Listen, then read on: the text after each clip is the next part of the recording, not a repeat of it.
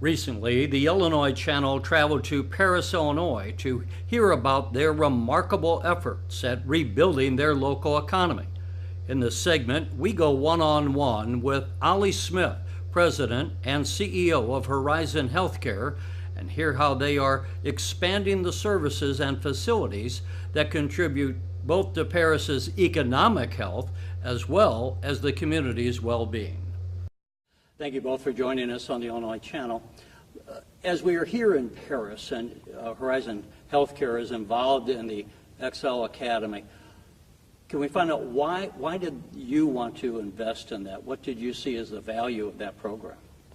Well, I think as a big player in our community here, we felt like it was necessary to engage ourselves into anything that overall promotes the community in general, and felt that this was definitely a very worthwhile cause and had no problem in supporting the program.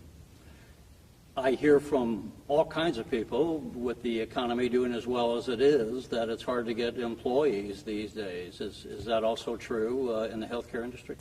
It is. In certain areas, yes, there's shortages.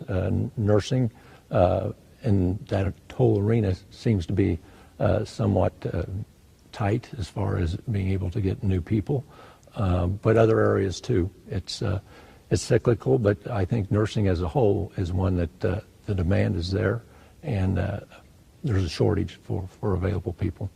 And I've even mentioned that to some of the other people in talking about the Excel Academy. I've heard stories over the years where people go into the law or even medicine and then find out afterwards, well, you know, this really wasn't what I imagined it was going to be after they go through quite a lot of schooling. Sure. Would I be right to say that just the fact that the students can come in and maybe understand what the environment of a hospital is, I suppose, would lend itself to helping them make the right kind of a career choice? Absolutely. In fact, we encourage that completely from the standpoint that they get to know what the environment is, and we get to identify people that we think would make very good healthcare personnel for our facility down the road. No guarantee that that would happen, but we want to try to keep as many local people in our community. And if they're interested in healthcare, we're definitely interested in having them stay with us. Anyone that's truly local has more engagement in the community and in the facility, so it works, hopefully, a win-win for both parties. Yeah, that's true. You don't want to have someone trained and then have them leave, and to the extent that they're wedded to the community, then they're going to be a better long-term employee. Sure. Let's talk about the economic development. I was amazed that to hear about all that has been going on and the level of economic development. That really, to me, is a statement about the leadership in Paris. And again, it's not one person, it's a team effort, but the extent that this small, relatively small community of about 9,000 that a lot of other people would say is in the middle of nowhere, has been so successful in bringing businesses in. And yet I would also say when any business looks at a community, they're not going to even consider a community if there isn't proper health care in that community. So while you're not billing yourself, I wouldn't think, as an economic development component, you're really, aren't you a key factor in that equation? I feel we are. Again, as you alluded to, anytime a business is looking for a community to be a part of, they're definitely looking at healthcare, education, and various other things, but those are the two biggest things that come to mind. And we need healthcare, but we need good healthcare. And that's been our goal over the last few years, to try to improve on what we had in the past and make it better, make it more accountable to the community and to the patients, and try to bring anything in service line wise that makes sense for our community and that they will support. And that's what we've been doing over the last few years. Erin, when you're in the marketing of healthcare, and a lot of people, I know every hospital has actually some marketing going on, and probably people know that. We'll see billboards and different things. But when you think in terms of, do you ever get involved in any of these conversations when the city of Paris is trying to bring a community in that maybe you meet with the potential business and kind of explain the healthcare facilities that are available?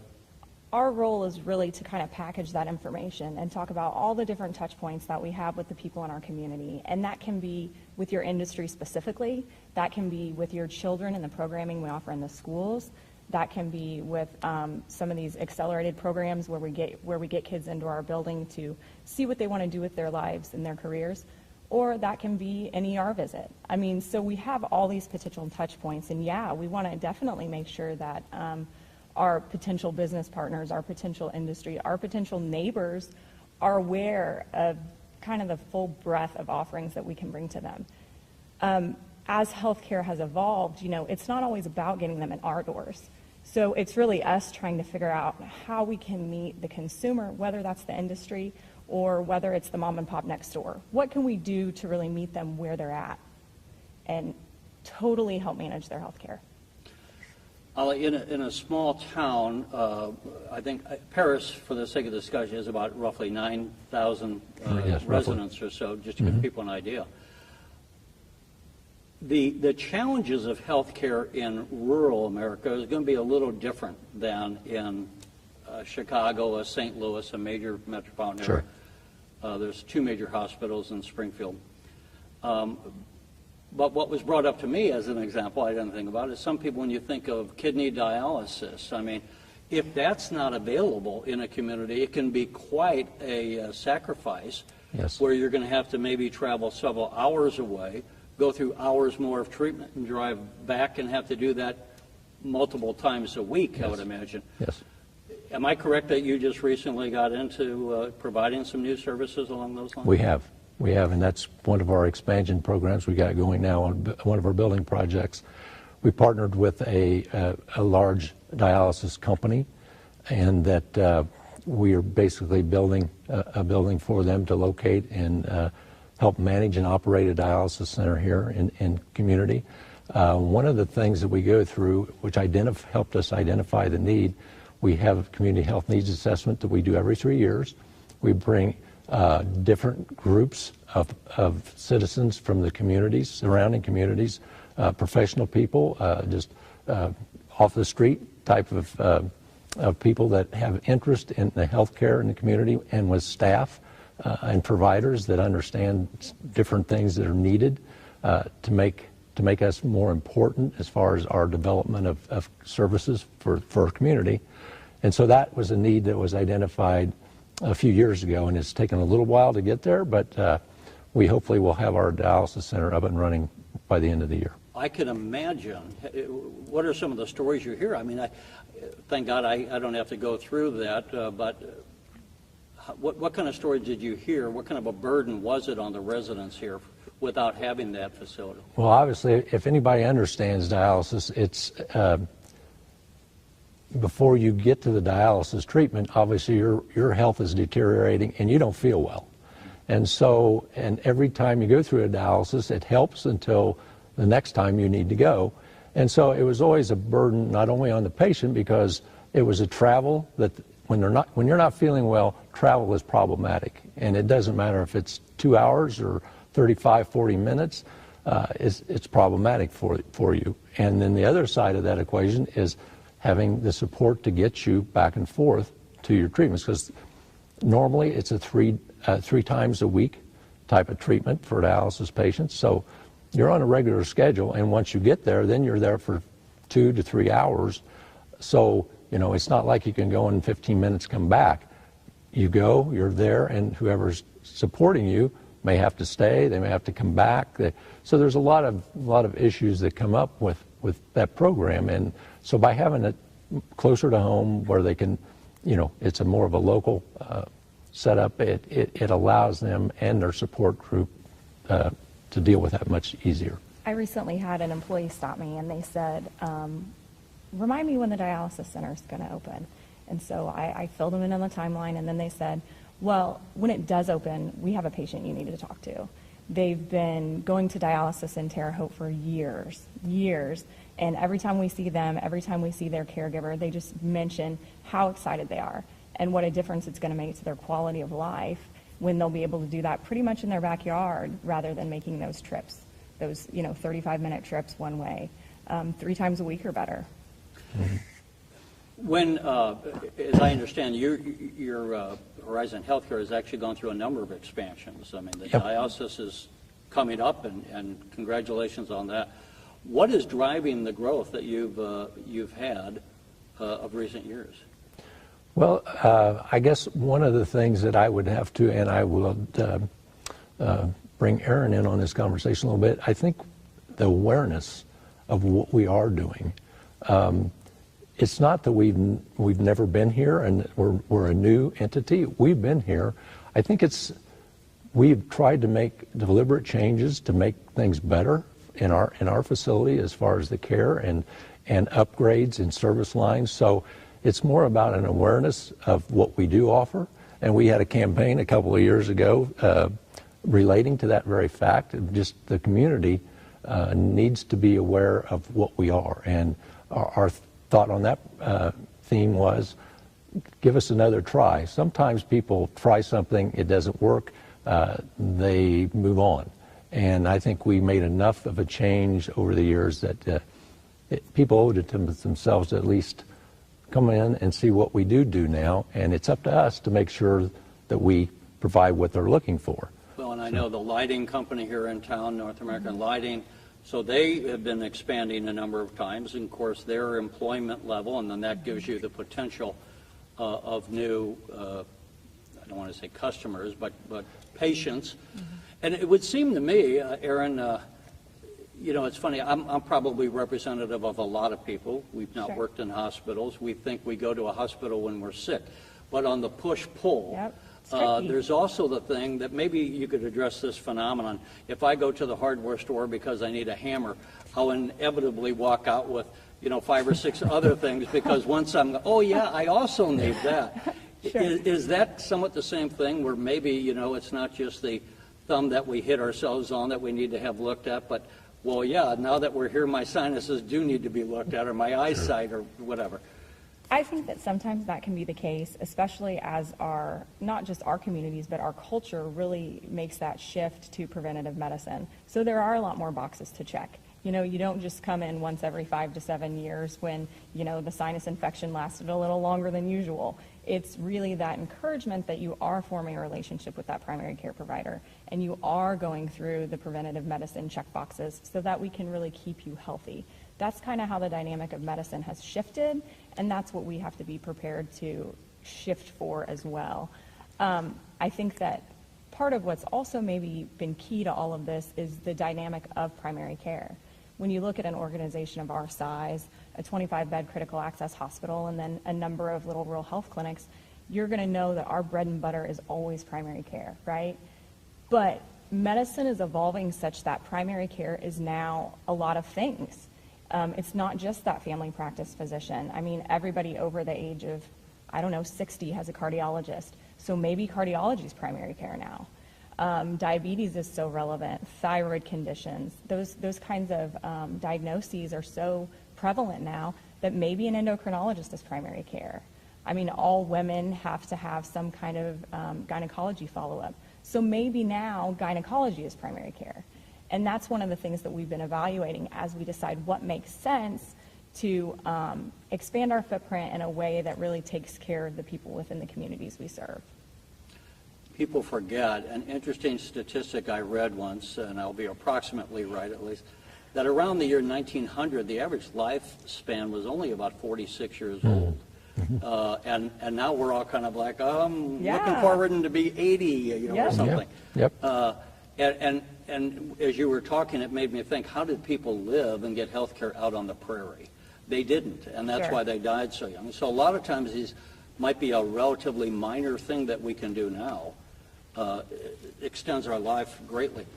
Let me just, before we close out, your healthcare challenges are not going to be the same as a downtown Chicago or a major metropolitan area. Right.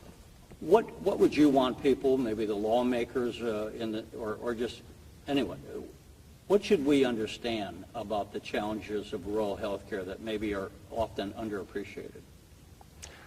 I think probably the main thing is we are in a different setting.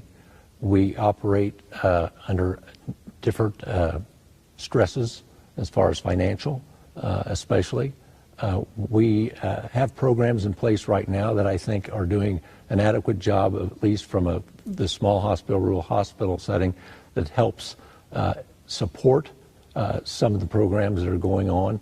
I know my major concern is that they are looking to reduce some of that type of funding. I think that Is that state or federal?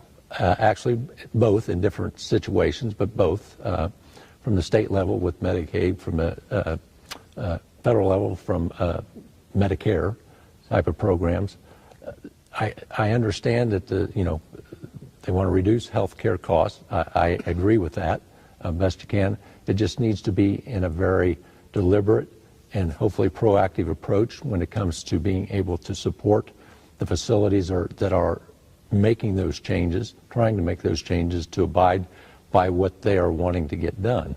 I just think that's if they can keep their eye on that piece and not force unsupported mandates for rural communities, that's problematic. I think rural hospital. What would be an example of a unfunded mandate on a rural community? Well, we're in a situation now that we are on the federal side. We're participating in a program, Affordable Care Organizations, which actually try to reduce the spend on Medicare patients. For our Medicare patients that have been identified for us, we are being incentivized to try to reduce the cost of their health care, and that is a great idea. It's a great concept, but the thing is, there's only so much money available for that, and everybody is fighting for that piece of the pie when it comes to the incentive piece. My concern is that the value they're placing on the improvement you show is not being necessarily provided financially on the back end. And so I think those are some of the areas that they need to be mindful of and work through as they're trying to change the healthcare model. Has there been much, I said to someone just recently, I don't know how any CEO of a hospital can manage these days, because it seems like every other year we're changing the rules on them. We got the Obamacare, now we're not going to have Obamacare, and how do you make long-term being maybe 3 years, decisions when you don't know what the compensation level is going to be on these programs, what your cash flow is going to be, or what other regulations are going to be put on you. Has anything changed with the Trump administration at the federal level? Are you getting any more regulatory relief, or do you have a more sympathetic ear from federal authorities, or is there no change? Well, I think bottom line with the Trump administration, they've more or less come out and said that they're willing to tweak some things, but the overall concept of less cost to health care is still going forward. That's the major agenda at the federal level and the state levels too. I don't think any way you shape that's going to change. So that's always going to be a challenge to be very honest, for all hospitals, but really for the rural hospitals, because of the margins that they operate under and the situations that they're put in. And I don't know if I'm using the term right there, but I was with the Hospital Association 6 months ago, and we were talking to some rural hospitals. I think they're called critical care. Critical access hospitals. Critical access. And again, this is where, in so many parts of Illinois, you're the only game in town, so to speak, and so you service physically a much larger landmass, so it's longer on the ambulance rides. There's just different challenges than if you're bringing in someone with a heart attack from 4 blocks away, sure, as you might have in a Chicago or so. Yeah. Were rural hospitals hurt much when we had the budget impasse at the state level? Was that much of an impact on them? Yeah, basically it was. And to that extent, are you recovering from that now, or is it like we've dug ourselves into a hole that we're still digging out of? No, we were able to recover from that. What my biggest concern is, we can work through the challenges of not getting payments timely. We've been able to do that. We're fortunate that we're not in a dire situation financially like a number of critical access hospitals and rural hospitals are in general. But my concern is that at some point they decide to zero-sum the game, and all that money that we are owed for whatever reason may not be made available to us in the end. So I'm always concerned about something like that. I got into a conversation with a dentist casually one night at a bar in Springfield about a year ago, and he said, the state owes me $600,000. So, Sure. I mean, I think the average person doesn't appreciate how stretched out and the strain that we put on our healthcare infrastructure around the state when we weren't paying our bills. Yep. Do you know offhand the kind of dollars that you're still owed? It varies, but it's. I'll just say it ends Is it up in the tens of millions of dollars? not for us, not a rural setting, no. But we're talking at times $1 million plus, and it varies whether it's our clinic, whether it's our hospital, and also when the legislature decides to allow funds to be released. That's always a constant battle, even though, they may budget things, they don't always release them when, at the appropriate time. So that's a challenge. It really is. And I don't know that we're going to ever get around that at this point, especially statewide. I know the comptroller focused when she did the $6 billion bond just on paying Medicaid bills down, and so she tried to get that done, and it sounds like that probably had a pretty good It's gotten better. impact on you. It's still not. We've not recouped everything at this point. We end up. I can't say we've ever run. They've never paid. It's just the length of time it takes, and that in and of itself creates issues, especially for people that aren't able to, that has the cushion enough to withstand some of that.